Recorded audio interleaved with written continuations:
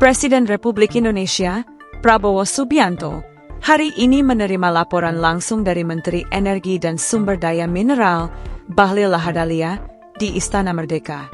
Pertemuan tersebut menjadi momentum evaluasi akhir tahun terkait kinerja sektor ESDM.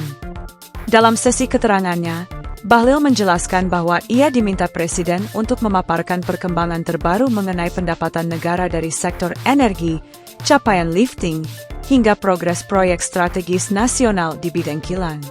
Di hadapan Presiden Prabowo, Bahlil menyampaikan bahwa penerimaan negara bukan pajak dari sektor ESDM telah mencapai 85% dari target APBN. Menurutnya, kinerja ini menunjukkan bahwa arahan Presiden untuk menjaga stabilitas kontribusi energi terhadap keuangan negara berjalan dengan baik.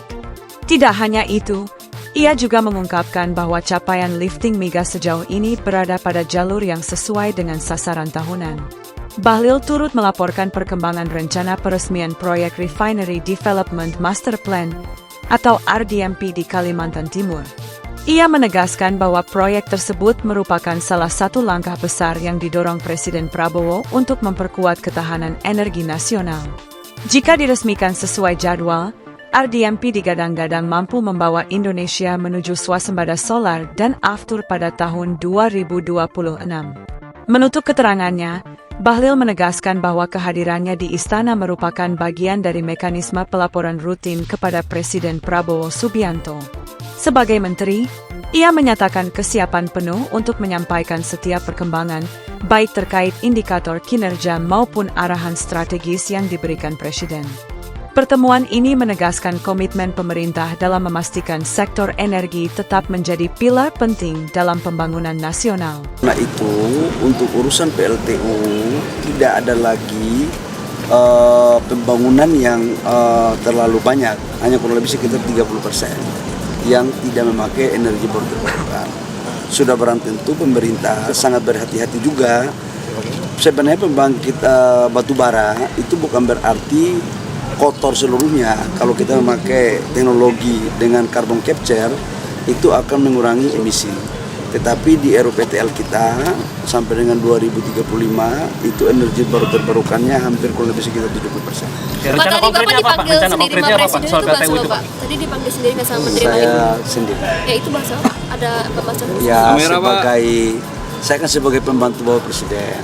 Sebagai pembantu Presiden setiap dipanggil harus siap untuk melaporkan apa-apa yang menjadi tugas KPI dan atau perintah lain dari Bapak Presiden kepada Menteri. Tadi kan sendiri nih pasti ada hal khusus apa yang disampaikan Pak? Ya khusus urusan kerjaan aja. Laporannya apa Pak? Laporannya Pak? Ya kerja rutin, saya kan harus melaporkan terhadap target di dalam APBN, kan sebentar lagi kan bulan Desember mau selesai. Bagaimana PNBP kita sudah 85% dari target yang diberikan dalam APBN. Kemudian lifting juga alhamdulillah mencapai target. Kemudian saya juga melaporkan tentang rencana peresmian RDMP di Kalimantan Timur.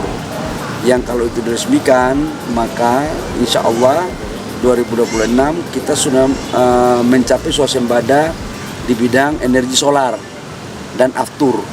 Ini yang kita lagi rencanakan ke depan. Pak, jadi ADB-nya kapan Pak? Kemarin kan 10 November Pak, tapi mundur itu. Rencananya insya Allah doain di tanggal 17 Desember. 17 Desember. Bisa kita resmikan ya.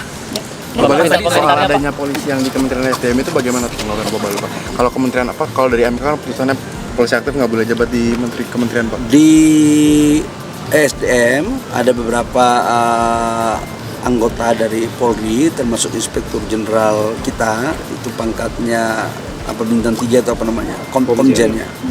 Dan setelah ada keputusan MK nanti kita lihat perkembangan apa yang menjadi kajian dari Menpan RB, kemudian dari Mendagri, kemudian dari Menteri Hukum, apa yang menjadi kajian, setelah itu baru kami akan ikuti.